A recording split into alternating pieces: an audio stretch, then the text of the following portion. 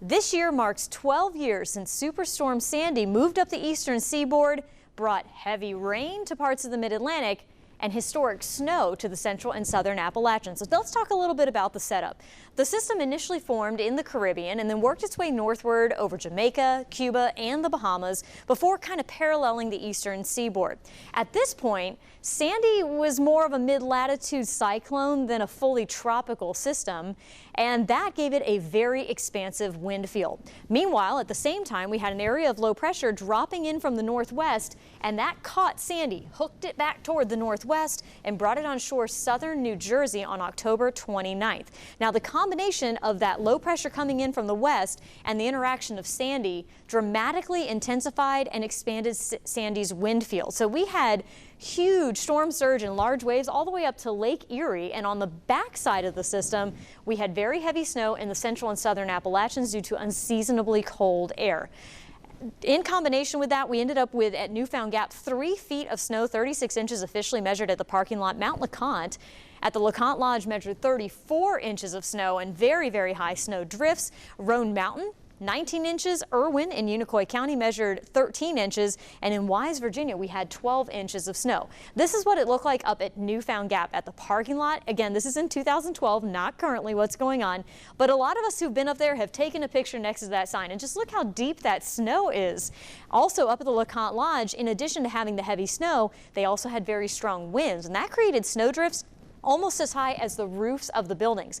Because of the timing of year, though, we still had fall foliage on our leaves, and that created some really beautiful views around East Tennessee. Let's take a look at that video now from back in 2012.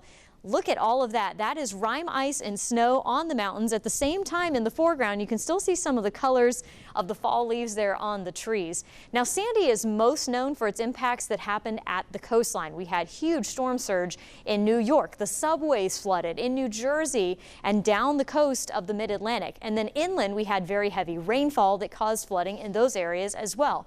Now, part of the story that comes along with Sandy is that the National Hurricane Center knew that Sandy was going to transition.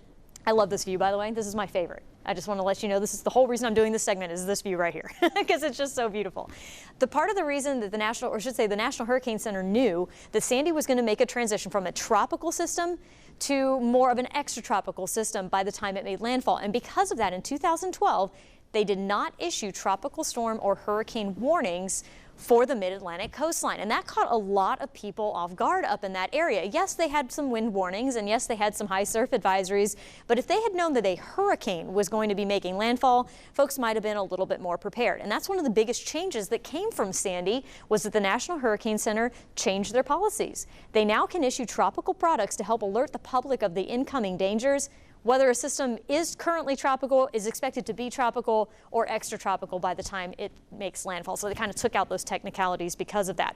Meanwhile, when Sandy actually was making landfall, we here in the central and southern Appalachians had blizzard conditions in some of the highest elevations. And to our north, up in parts of Virginia and West Virginia, thousands of people were without power for weeks to even months because the strong winds from the system not only dumped the heavy snow and then knocked down the trees, but it took down the power lines and made the roads impassable at the time.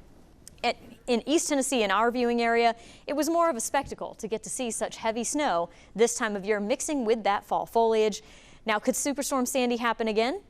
It could, but it's not in the forecast right now, and that is good news for East Tennessee. Please continue to enjoy these beautiful videos as we continue to show them to you here, and we'll have more information on WBIR.com.